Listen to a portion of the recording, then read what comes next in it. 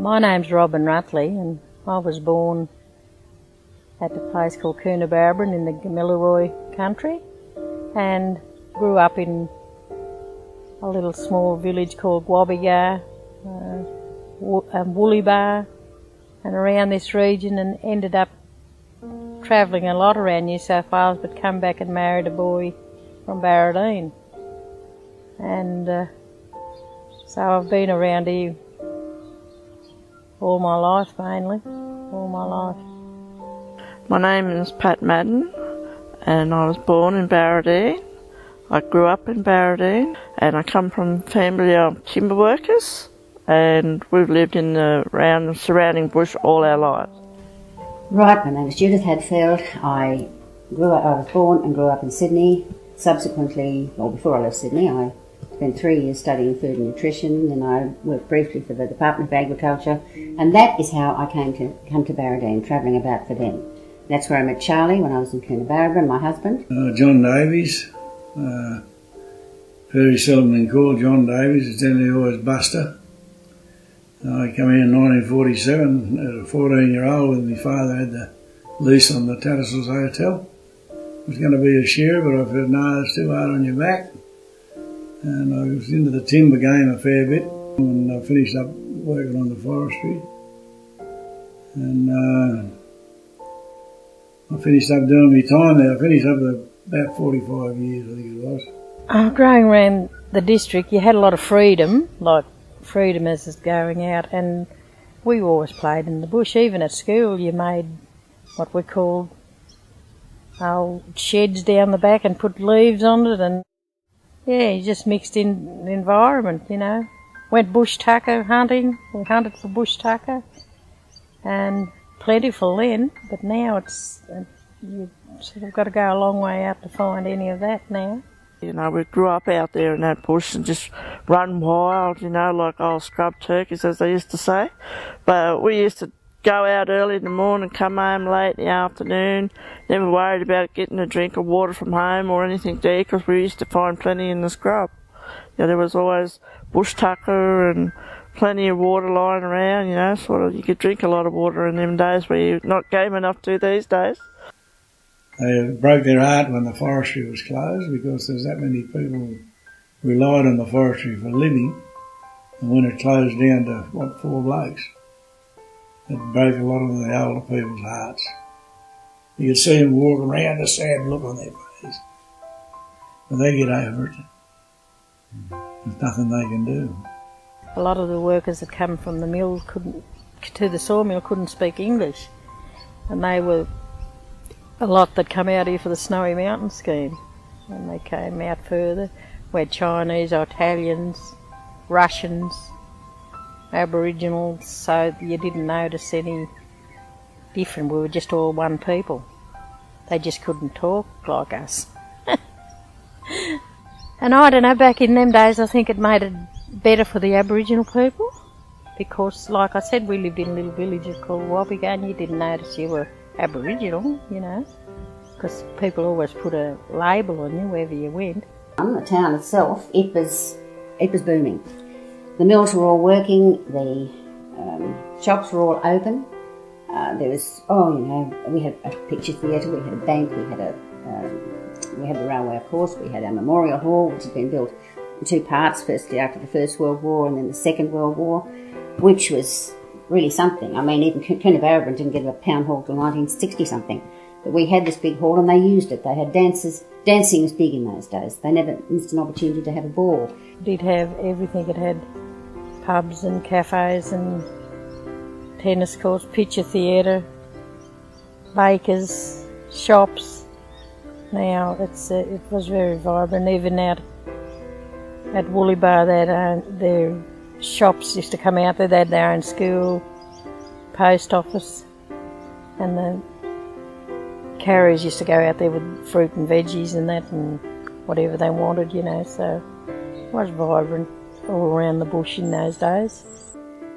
But all those people that were living on the properties, they all come to town weekends and that, so the shops done all right out of them, the hotels done all right out of them, but without that population, they're gone. And then the sawmills collapsed. They went by the wayside, and there used to be about 14 in the district. Yeah, when the wood industry closed down, like the forestry just shut down on their timber, you know, they couldn't give all their timber, and we have one sawmill here now. At one time we had about 5 around here and about 7 in Wobbegar and outlying areas too. But the timber industry was a big impact because most of them they give redundancy to, or said, oh, but who was going to buy their little house in Wobbegar for them to move on? And most of them were only educated enough to work on sawmills. Even the young ones, you know, it's hard to get work, so the workforce was sort of closed down, and even now the forestry is just a skeleton forestry. It employed a lot of men. So the National Park has stepped in, and we get a bit of employment from them to keep it open and keep our little town thriving. It's changed because the timber industry closing. A lot of workers are, like, from the timber industry out to find other jobs in the area, and a lot of them went to national parks and forestry. Some younger ones went to the mines, travelled away, yeah. I mean, the parks people have their approach. The townspeople, those of us who are old enough, still have that bit of lingering resentment about the changes in the forest.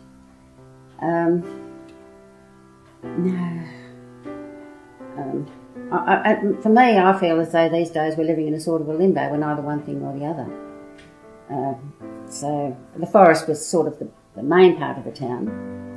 It was the lifeblood of the town, and changes in the forest and changes in the people. Well, obviously there are changes in the people because the kids that couldn't go to school, the people that couldn't get educated, that doesn't happen anymore. But now that change is a very big one. I've got 4 kids, but they're all over the place, and this is typical of people in Barradine. It is a different town. It's quite a different town to what it was when I came here. I'm sorry in a way. I think it was a happier town, a more vibrant town. But I'm still very happy to be part of it. I still work for things and try to keep up with what's going on in the community. They cut sleepers for the rail, and then progress sort of like changes with the rail. The rail line's cut from here now, and then they have cement now under the rail lines, a different technique. So that was the timber industry that went, you know, it changed. My earliest memory was when I was about 6 years old. My mum and my dad lived in a tent on the side of the railway line, just out of the main street, like out of the township of Barradine. And the changes were the trains coming and going, and then all of a sudden no trains no more. It was a big change. You know, like they stopped running and everything like that, and then they brought trucks into town and noisy things. Mining. That's a big threat.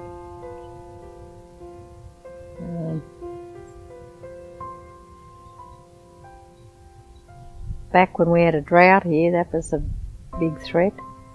We had a drought for about 10 years.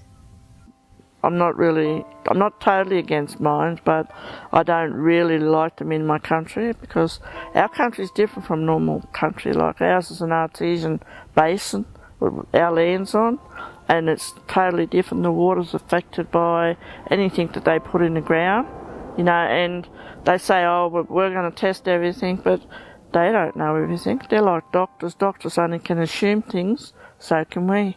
You know, like if someone said to me, can you fly a plane? I said I probably would if I had the know-how.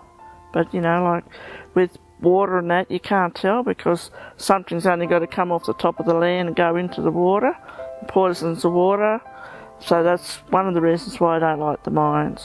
Well, I think quite a few people had to move on to different environments, and the school children certainly did. Where the boys would all get a job in a sawmill if they wanted it. like our Richard, who just wanted to make some money and get something behind him before he went to Sydney and tried to fight his way through that. They could always get a job in the sawmills until the turn of the century when the sawmills shut down. And so they've had to go elsewhere.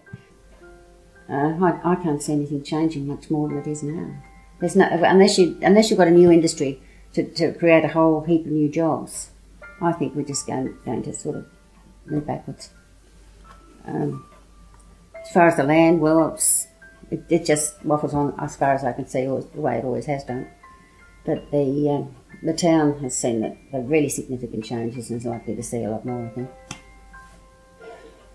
And many of the young ones that go through year 12, they don't get jobs around here. They've either got to go down further afield like Dubbo or Tamworth to get a decent job. If they go to university, they're either going to Armidale or down to Orange Bathurst down that way. And you never see them back here again. My grandkids, the 3 grandkids from 2 of them here, they both end up school teachers. One's in South Australia and one's in Canberra.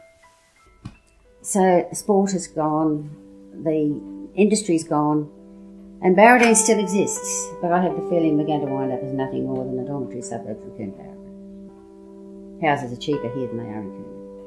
And quite a few people, a lot of people come out from Coonabara to work here. They don't want to work here, live here because there's nothing going on here. Their technology on managing the landscape, even farmers and that, they've got it down pat. And they're like any other person that worked on the land. They had to go with changes to their equipment and all that. But now all of a sudden, I think their attitudes have changed because they're looking back at the damage they've done, trying to rectify the damage they've done now. I hope it's not too late. Well, I think the town would be better off if there was a really interesting business, something big enough to employ a lot of people. But I just can't see that happening. And one reason for that is because we're sort of out of too far away from the centre of things. Even Coonabarabran lucked in. The highway went through, and then they got the telescope.